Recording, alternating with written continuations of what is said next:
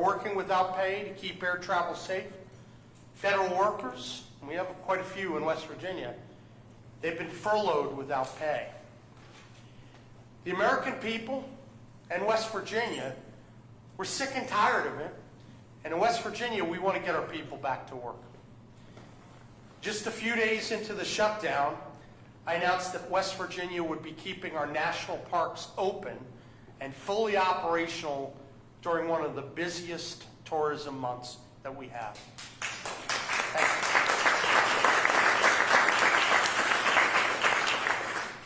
We acted quickly, and thanks to Tourism Secretary Chelsea Ruby, who I think is somewhere back there today, and many others, West Virginia was the first state in the nation to sign an agreement with the feds to keep our national parks open. And I think that's making a difference for our local communities. I want to thank President Trump. I want to thank Secretary Doug Burgum and the Trump administration for working with West Virginia to protect our tourism industry during this critical time. The political gridlock in Washington, it's hurting a lot of people, but we took swift action in one area where we felt we could mitigate the effects of the shutdown, and that's protecting our beautiful national parks. We know that tourism is huge for West Virginia, bringing in billions and billions of dollars every year. And we have an amazing crowd here today, made up of some of the hardworking folks that you know and you rely on to allow our tourism industry to succeed. They deserve a very big thank you for all they do, all you do, to make West Virginia a welcoming place for visitors from across the globe.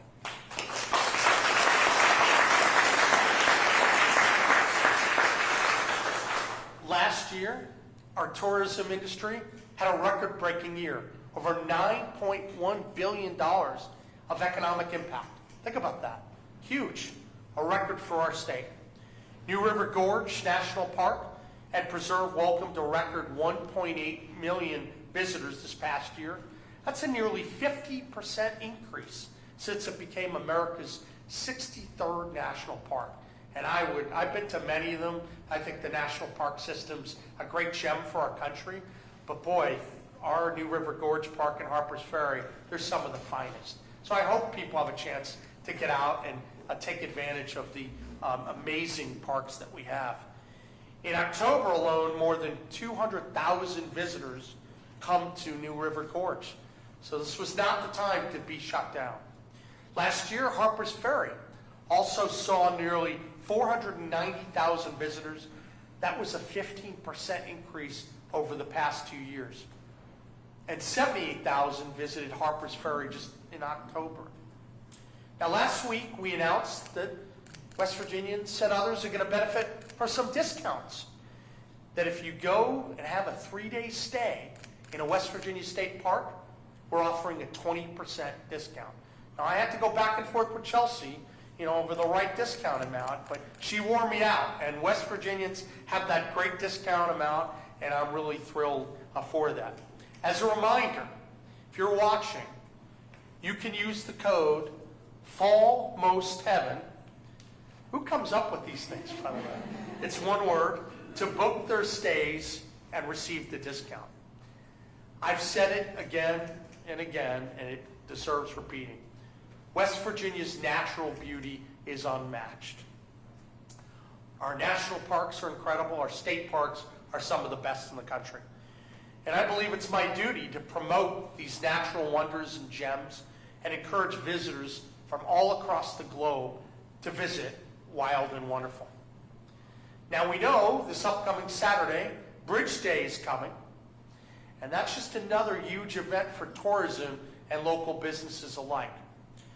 Our agreement with the national parks ends on Friday night, but I want to be clear today that it's my intent that if the federal government fails to reopen by then, I fully intend to extend that agreement, and Bridge Day will go on as planned.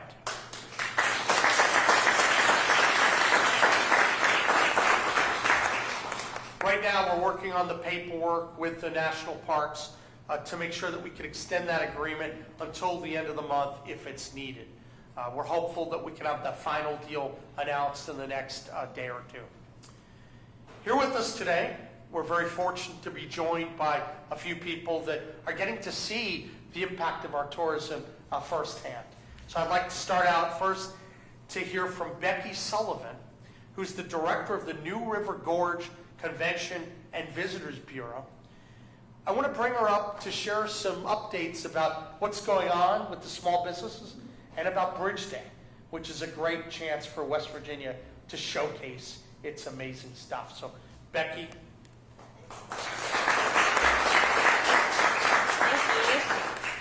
Thank you for having us today. We're super grateful for this announcement today. Bridge Day is 4 days away, 3 if you don't count Saturday, because it happens Saturday.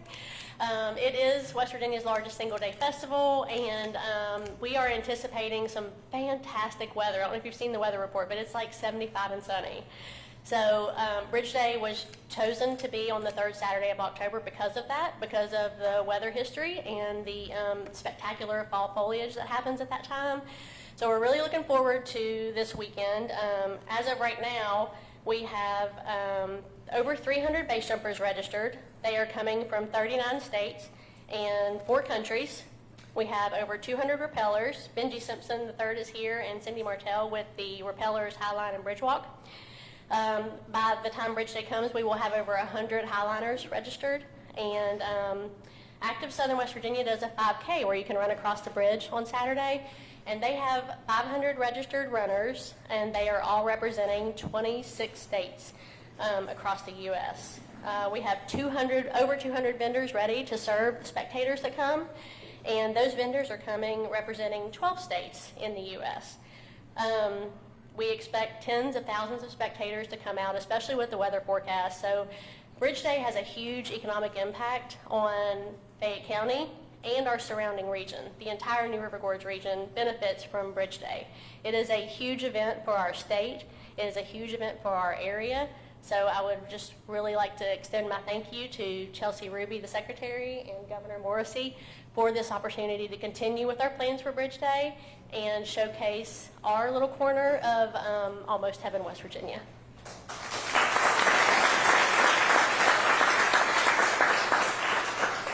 That's great. Well, thank you so much, Becky. You know, we've talked a lot about how local businesses benefit from our national parks, our state parks, and from tourism in general. But you know, it's not just the hotels, it's the local shops, the restaurants, coffee clutches and shops, grocery stores, and all the little places where tourists go in to spend money. Today, I want to give the chance to highlight some of our small businesses that are directly impacted by the national parks and our decision to keep them open for business. So love to hear from you, Tom Wagner, and Haynes Mansfield about what's going on. Come on up. So thank you. I'm Tom Wagner with Adventures on the Gorge. And I want to say Bridge Day is one of, if not the single largest one-day festival in the country. It's a fabulous event. It starts Friday night at our location. There's a Taste of Bridge Day, which is a fundraiser to support the local Rotary organization, which everybody knows donates to civic needs which are in our community. So this is extremely important. But there's nothing better than being underneath the bridge when the parachutes are opening and full colors are coming down with the fall colors. The combination is spectacular. We get travelers from around the country that come just for that day to raft with us and to stay with us. And also what we have is the combination of gully season being the last weekend of releases. So what you've got is 2 fabulous days here in West Virginia, which are like nowhere else in the country, and they bring visitors from all over. I can't express enough our gratitude for the governor to make sure that Bridge Day is happening this year and the parks are staying open. And it truly shows the future of West Virginia's economy and what can be done when we all work together. So thank you, Governor.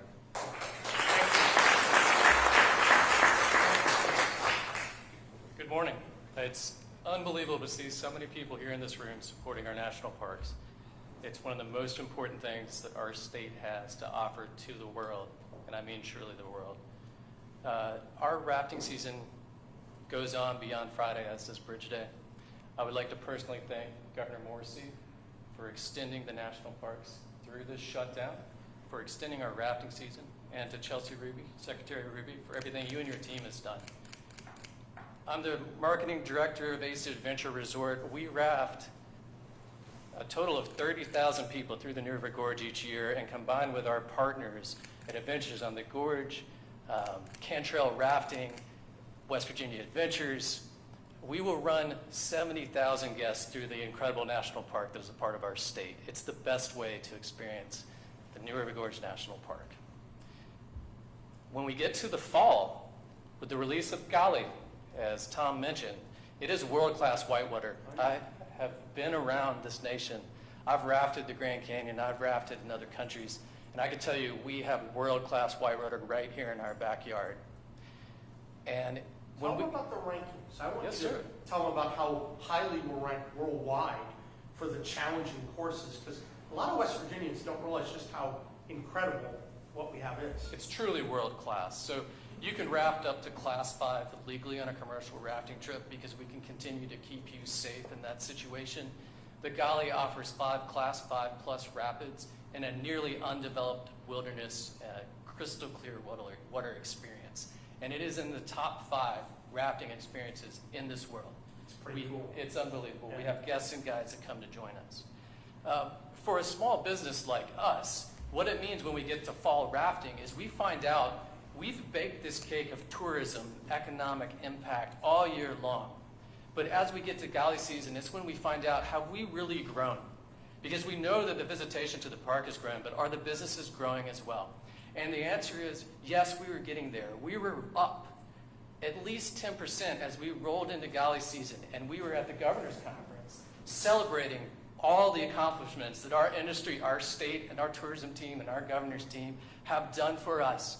And then we found out there's a shutdown and there's a lump in your throat. What do you do? What do we do now? Because this is when we ice that cake and we find out if we have turned a profit. Are we going to be able to add activities to our company next year? Are we going to be able to take a part-time job and transition it into a full-time job with benefits? Are we going to be able to pay out bonuses to our valuable employees that are going to pay, no joke, for school supplies? That students are going to go back to school and use to pay their tuition, and that will ensure holidays that people are looking for at the end of the year. So when the question is, does rafting really have an impact on our state economy? It absolutely does. I want to mention that we are a drive destination, not a fly destination, so guests, if they fly, will come to an airport outside of our border. They will travel to nearly the center of the state in the New River Gorge National Park, and they're going to drop breadcrumbs of economic benefit all along the way. They're going to spend multiple days with us. Rafters don't just raft. They dine. They enjoy beverages. They buy lodging. They go to our local gift shops. They go to our local restaurants. They go to our gas stations. They bring outside dollars into our state that are expanded every single day. I could go on, but I hope that I've made an impression with you folks. And I want to say, first and foremost, there's a lot of talk out there. But for a governor to put West Virginia first, because we don't often come first, although we deserve to, and we're doing it more and more. For Governor Morrisey to say, no, our national parks will stay open, and we will have a Golly season, and we will have a Bridge Day, has a positive impact in our state like none other. And I thank you, sir, for putting West Virginia first. I appreciate it. Hey, one question. While we're here, we can share with the audience. So talk to me a little bit, because there was a lot of concern. I even met people that were worried that the parks were going to be shut down. Now at least they're staying open right now. Has the chilling effect still hurt the area, or did the announcement come in time? It's kept virtually all of the traffic. Talk to us what you're really seeing on the ground. It really did come in time, and I think what really will drive that point home is if anybody's ever gone to a restaurant that you expected to be open, Yeah. and you know they're supposed to be open and you go and they're closed, and you don't come back to that restaurant, and you certainly don't tell good stories about it, but the quick action of Chelsea Ruby and Governor Morrisey to let it be known that we are open. I do not even recall having questions asked about, is the national park going to be open? Do we need to consider rescheduling our rafting trip? It did not happen. And we are going to finish strong, and I thank you for that. Great, thank you. Yes, sir. Appreciate it. This is pretty cool stuff, because we have a chance for West Virginia to really shine and to send a message across our state and quite frankly across the country that we're doing things a little bit differently here, and we're going to make sure we put West Virginia first, and that when it comes to our tourism industry, we will not accept anything but first place. So we're grateful for to have the opportunity to hear these stories and talk about it. And now I know with the press here, I'm happy to field any questions. Let's start at least focusing on tourism, and then if there are other questions, of course, I'm happy to take it. Stephen. I'll give you a question about this. I was just in Fayetteville this past weekend. I saw that, yes. We had friends in from Minnesota. We did the hike on Long Point. We went to the Sanford Society. You did 3 Mountaineer miles, I'm told. We did. And we did the visitor center, which was packed. Most of the tours there were out-of-state plates. Talking about this, obviously the state's fronting the money to be able to do this. How much potentially, if we're going to keep the park open, potentially to the end of the month, how much are we footing to do that? And what's our return on investment? Because obviously, That's a good question. it's usually pretty good anyway in a normal time, but obviously it's going to be a little diminished, but it's still, we'll get our money back is what I'm asking. I believe so. I mean, look, when they presented to me $7,000 a day, I thought that was a really good deal. And so it'll obviously be hundreds of thousands of dollars if it extends out. But the other way to think about it is if you go up to Harper's Ferry and you talk to all the small businesses that are depending upon this during a difficult time. I mean, Harper's Ferry, Jefferson County, Fayette County, Nicholas County, a lot of these areas, they would be hurt a lot. And we know that some of these communities actually are being hurt right now by the Schumer shutdown. We have a lot of federal employees in different parts of our state, and there's no doubt that that's going to have an economic effect, a negative one on West Virginia. So I really believe that when you can at least mitigate some of the harm, it's making a big difference. So we think that the ROI is good. Stephen, I don't have the exact numbers for you now, but this seemed like just a no-brainer because so many dozens and dozens and dozens of businesses. I mean, how many businesses in Fayette County you think are impacted by this? Every single one. I mean, so 40, 50, 60, I mean, just, it's big. And so we're excited about that, and obviously up in the Eastern Panhandle as well. And look, I would argue maybe there's an opportunity if our message has gotten out. We were the first in the nation to be able to open up. Maybe, just maybe, we're drawing more people to come in from other states. As you indicated, a lot of out-of-state plates coming in. That's great when you see that. They're spending their hard-earned money in West Virginia. That's part of the point, lure more people in. So if we've done that right, I think that could lead to good dividends. Great question, thank you. Next question. Like Jordan, 13 News. Hey. Obviously, fall is the busiest time for tourism in West Virginia. We've seen the time and time again, Yeah. huge numbers coming in. In a nightmare situation where this shutdown goes beyond the end of the month, in November and even in December, is it possible to keep extending this deal, or are we just going to cross that bridge when we get there? Well, we're going to look. Obviously, as time goes on, there are other issues that get affected in state government, so I won't cover all those here, but obviously, West Virginia is involved in a lot of public programs with the federal government, so a lot depends upon whether that shutdown continues and how it's structured. I know that President Trump has, for example, talked a lot about paying the troops, and so we'll keep looking at that because we all want our troops to be paid. So do they make any changes between now and the end of the month or November? Is it a full shutdown? Is it limited? So we're not going to engage in the hypotheticals, but we know that there are a lot of impacts with the shutdown. But I can say for right now, there will be an extension of the agreement with respect to the national parks at a minimum for the next 2 weeks. And one of the reasons is we want to make sure we got through Bridge Day, which was such a big day for West Virginia.